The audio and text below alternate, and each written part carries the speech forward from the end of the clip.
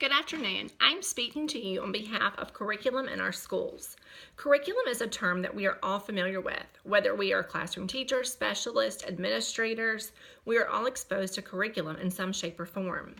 As a teacher, we spend countless hours working on lesson plans and activities in order to enhance student learning. We go in with high hopes, hoping that our students will come out engaged in the material, all while ensuring that it aligns correctly with curriculum standards. However, no matter how fancy and detailed our lesson plans seem to be sometimes, there's always the possibility that our countless hours of planning will lead to student success. It also may lead to students saying, I just don't understand this. When we hear those words as teachers, our hearts sink. Not only do our hearts sink because we want all of our students to succeed, but we're also thinking of the amount of time, the effort, and what in the world could have gone wrong. When unfortunate events happen like that, we have to go back and reevaluate ourselves and our lessons to see what went wrong, or in positive terms, what just didn't go right. Planned curriculum is something that we are all very familiar with. This type of curriculum includes well-defined goals, assessments, learning objectives, tons of planning with collaborative peers. We spend time working to make sure that the research and that the curriculum is identifiable and based on research strategies. One strategy that planned curriculum should implement is that teachers should work together with their peers, as I stated before, so that resources are utilized to the fullest extent. Oftentimes, we are unable to bounce ideas off of one another if we cannot plan at the same time or work together in order to make sure we're working in the best efforts for our students. The resources when we are working collaboratively should provide opportunities for our students to gain knowledge and understanding of their topic. It is also important for the teachers to plan sequentially with planned curriculum. Most districts have a pacing guide that teachers use in order to make sure that a sequential teaching order is taking place, all while making sure that the standards are being taught as needed. This type of curriculum also makes it easy for administrators to come in and to monitor the effectiveness of the curriculum. If it needs altering, changes can be made in order to adapt to the student needs.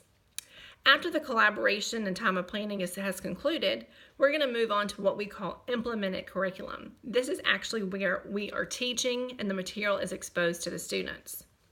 It is put in place and delivered to them. Some teachers find that their teaching and presentation of material seems to be appropriate, as if it is working, yet there are still students that misunderstand some of the material for the most part. Therefore, it's important to implement ideas such as exit tickets, think, pair, share activities, summary journals, and etc., so that students have a chance to actually reflect back on the day's lesson.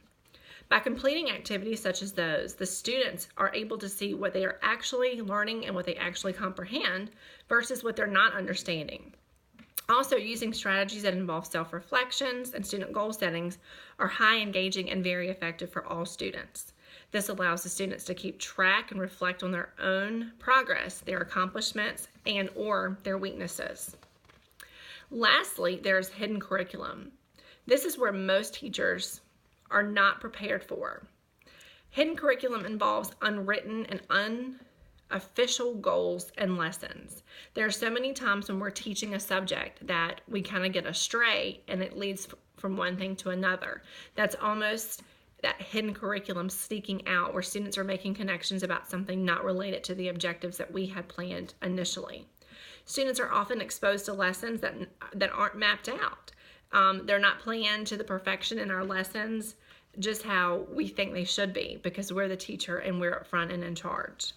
This type of interaction, however, includes interaction with their peers, their teachers, and even other school members.